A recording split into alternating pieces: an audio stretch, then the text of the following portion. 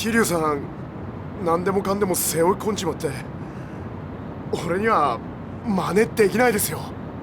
I haven't put out a video on the Yakuza series since the year before Zero got a Western release, but I've been happy to see the games get appreciated by a wider audience. That last video was back in 2016 and was about the newly released remake of the first game, which also included a demo previewing the direction they were taking with Yakuza 6. I had a lot of complaints about both, and since then I feel like the series has been all over the place in terms of quality. For some reason its highest moments seem to be from its spin-offs, while the main series now feels like a spin-off, and the preservation of its older titles has been pretty weak. Back on PS3, we got this really well done HD collection of the first two games that started it all, but those never got localized due to the series being dead in the West until several years later. Now, I've always loved these two entries, but I don't think they get enough credit because the series only started popping off here a couple generations on. The issue is that if you want to play these versions and you're in the West, you'll have to deal with the first game's pretty shoddy translation and dub, which cannot be changed. Thankfully, just recently, a dedicated fan known as Sylvahan has created an undub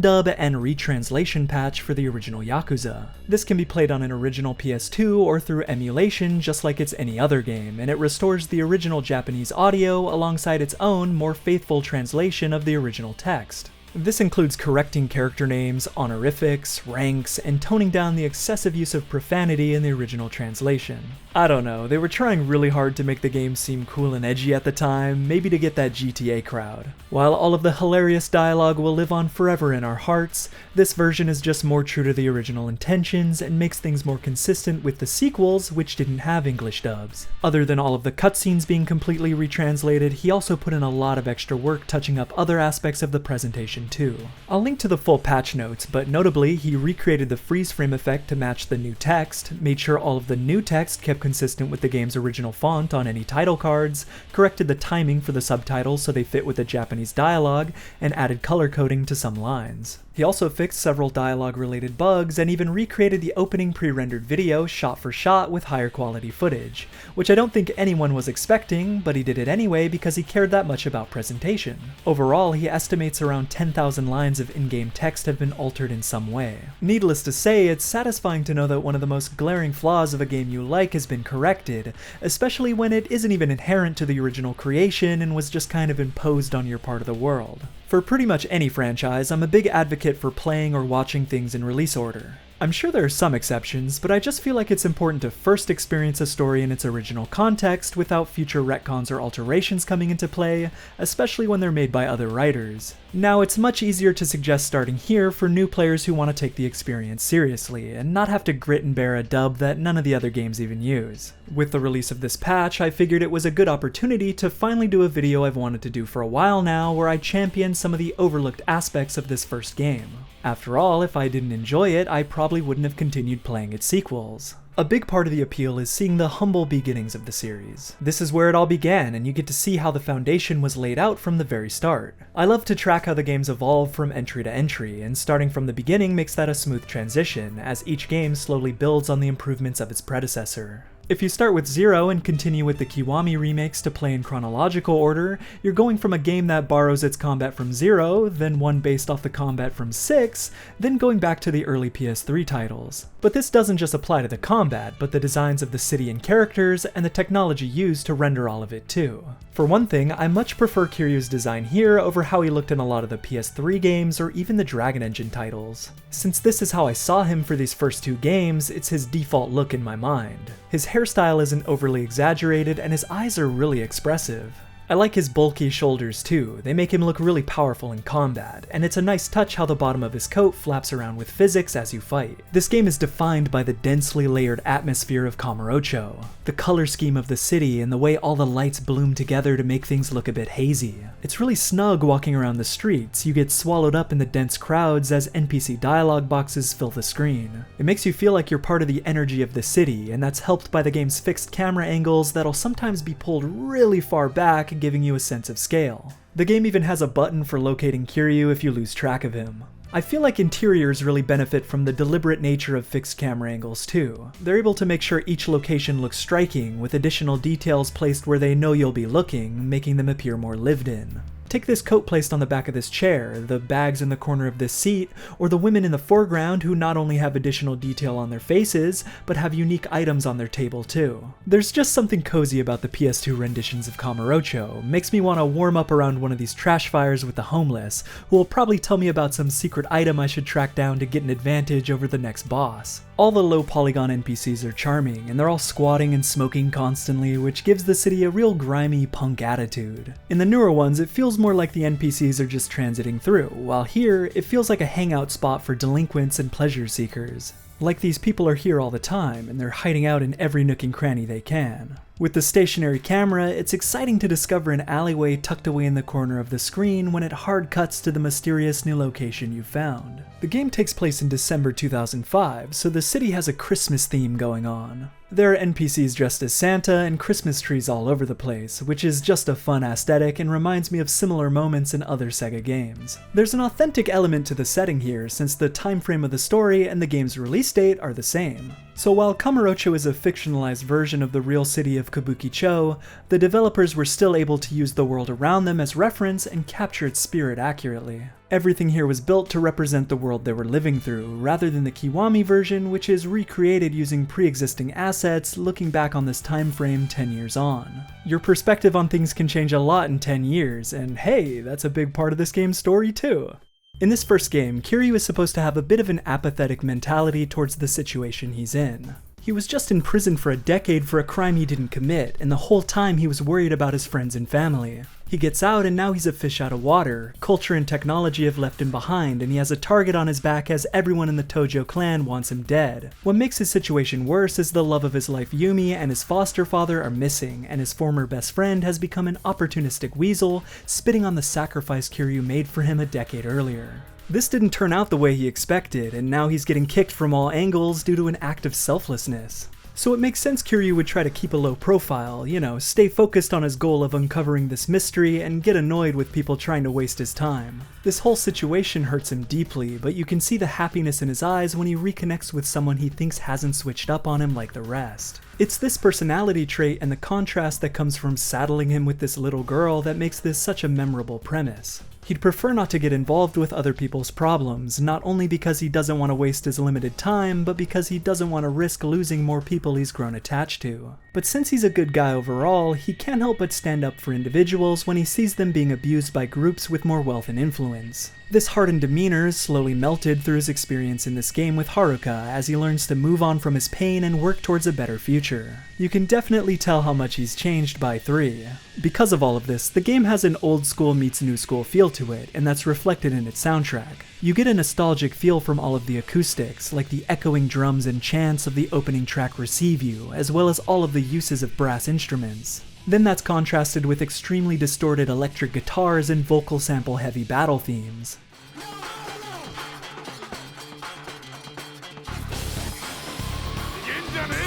And every fight ends with an explosive gong noise.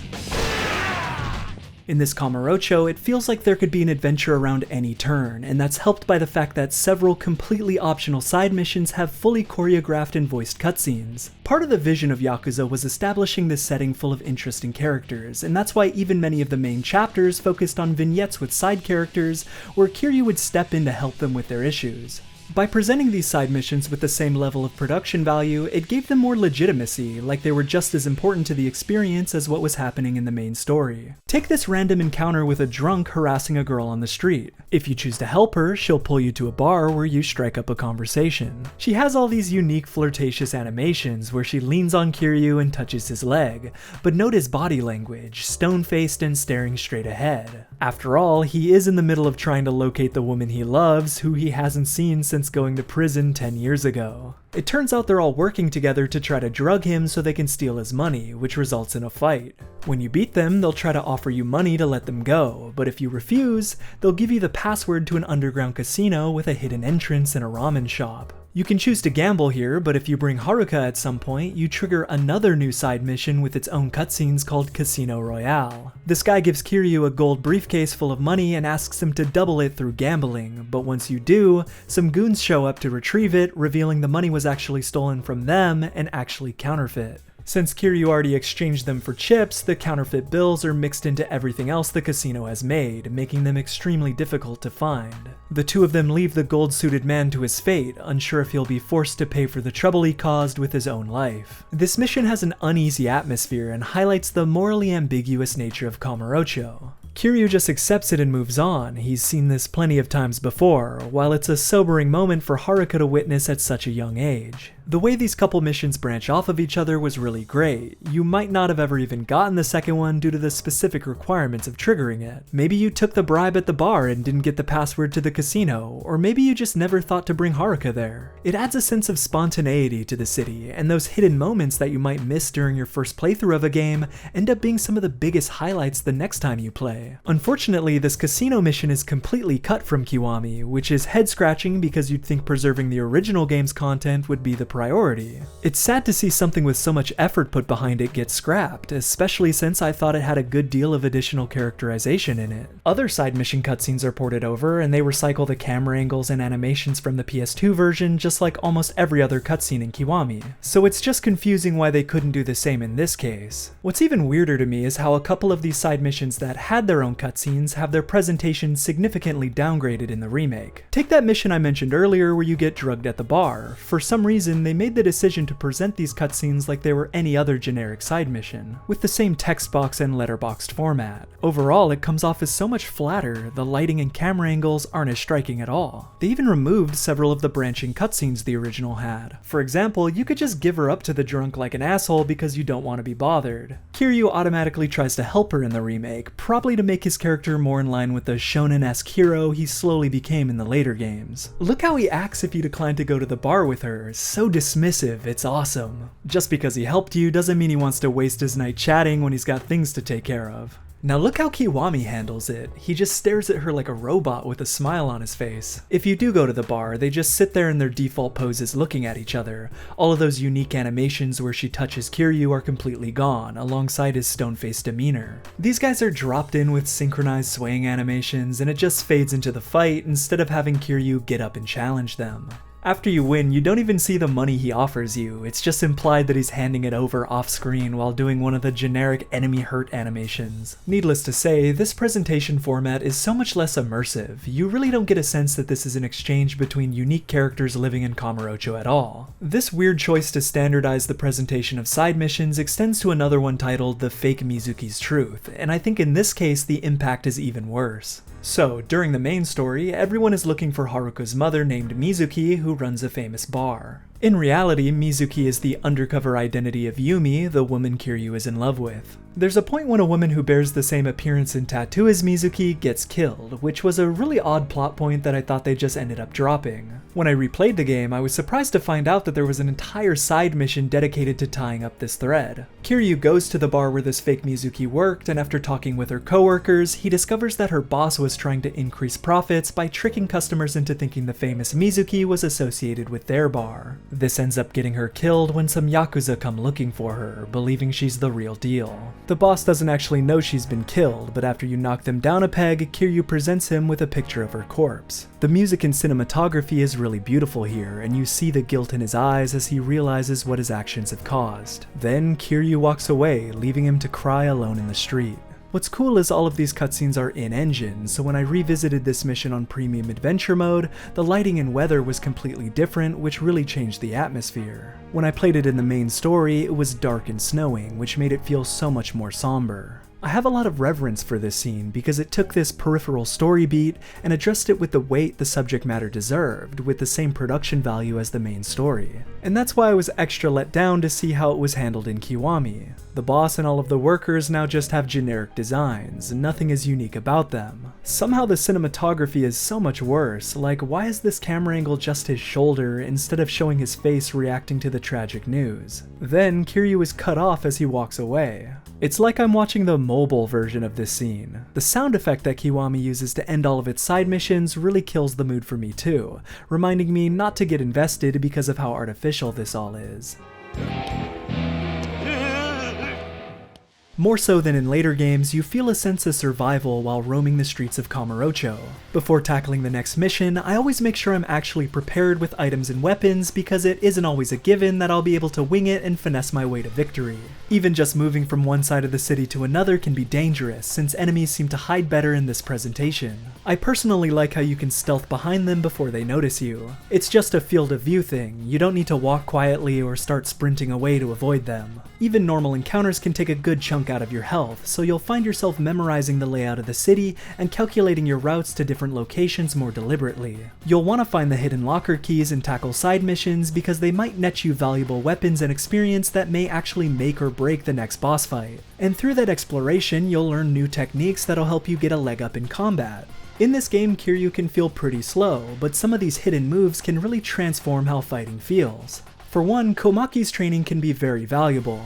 Not only will he replace some weapon combos with more refined ones, but he'll teach you how to switch directions mid-combo, which is such a vital move in your arsenal. The same goes for the dodge attack and the fall recovery ability, which goes a long way to make combat feel less tedious. Then, a move you have to get is the turn kick, which lets you instantaneously hurt anyone behind you while simultaneously turning you around and letting you continue the combo. If you have issues with the lock-on, use this to realign yourself while avoiding damage. It can only be found by learning it from a magazine you get from one of the locker keys. That's why you need to explore. If you aren't giving the game the attention it requires of you, your entire playthrough is going to suffer. I think this style of upgrading feels more rewarding than just leveling up in the menu. I like having an in-universe explanation for Kiryu learning or forgetting what he does. My best advice is just don't button mash. Kiryu is hard to move mid-combo if you don't use those reverse attacks, so if you miss an enemy, you might start attacking off in one direction, leaving yourself vulnerable. Be conscious of your inputs and try to think a step ahead so you can chain things together more effectively.